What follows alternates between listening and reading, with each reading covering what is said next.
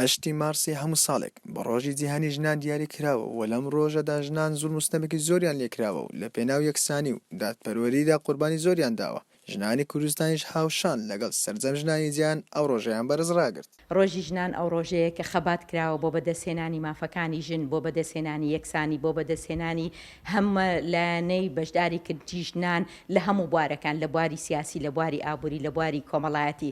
دیارە ژنان شان بەشان لەگەر پیاوان ئەو هەستاین بەوەی کە ئیش و کارەکانی خۆیان بکەن، بەڵام لە هەر شوێنێک نەهامەتی هەبوو، لە هەر شوێنێک نودوتیژی هەبوو، لە هەر شوێنێک نایەکسانی هەبوو، ژنان لەوێن بۆ خەباتکردن، بۆی داکۆچی بکەن لە مافەکانی خۆیان. بەر لەوەی ژن بم مرۆڤم، دایکم، خوشکم. ئەمڕۆ ڕۆژی هەشتی مارسا پیرۆزبایی لە سەرجەم ژنانی جیهان دەکەم و کوردستان بە تایبەتی. هیوادارم ئەم ڕۆژە بێتە ڕۆژێکی دەستپێکەری بۆ بەدەستهێنانی مافەکانی تەواوی ژنانی جیهان و کوردستان بە تایبەتی.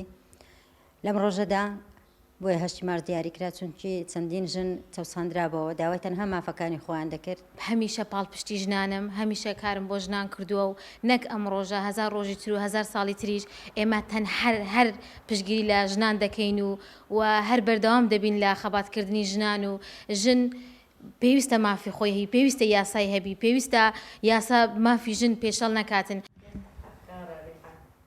وتەیەکی جوان هەیە دەڵێ لە پشت هەر پیاوێکی سەرکەوتوو ژنێکی سەرکەوتو بوونی هەیە.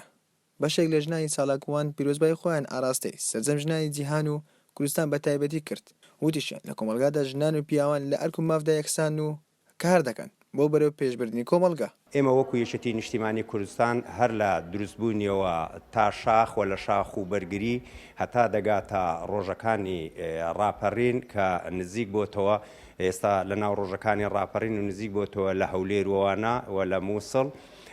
ئینشاءڵڵا ئەم ڕۆژانەی کە ژن تێیدا بەشدار بووە لە شانبەشانی پیا و لە شۆڕش و بەرخودانی یەکێتی نیشتیمانی کوردستان لەلایەن یەکێتی نیشتیمانی کوردستانەوە لە بیر نەکراوە. ژمارەیەکی زۆری پارێزەری ئافرەت و داواکاری گشتی ئافرەتمان هەیە کە ڕۆڵێکی گرنگ دەبینن لە بەڕێوەچوونی پرۆسەی دادبینی و دادوەری لە کوردستان و هەرێمی کوردستانیش دەست پێشخەر بوو لە پێش عێراق بە شێوەیەکی گشتی کە دادوەری ئافرەتی دامەزران لە کوردستان لە سلێمانی لە دهۆک و چەندەها داواکاری گشتی ئافرەتمان هەیە کە ڕۆڵێکی گرنگ دەبینن لە دادگاکانی کوردستان. من وەکو لێ پرسراوی چاکسازەکانی ژنان پێم خۆشە چاکسازەکان ئینشاءالله خالی دەبن لە هەموو ژنێک، چکە هەموو ژنێک لەوانەیە لە ژێر زروفێکی تایبەت ئەگەر تاوانباریان تاوانبار نەبی تووشی ئەو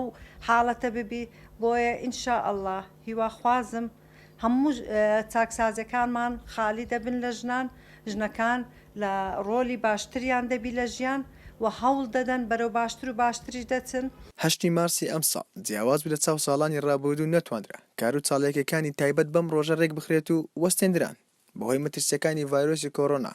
هەر بەو هۆیەوە تەنها لە ڕێگەی بەیاننامە و ڕاگەیەندراوە بەڕێوەچوو نەتوانرا وەک پێویست ژنان گوزارش لەم ڕۆژەدا بکەن.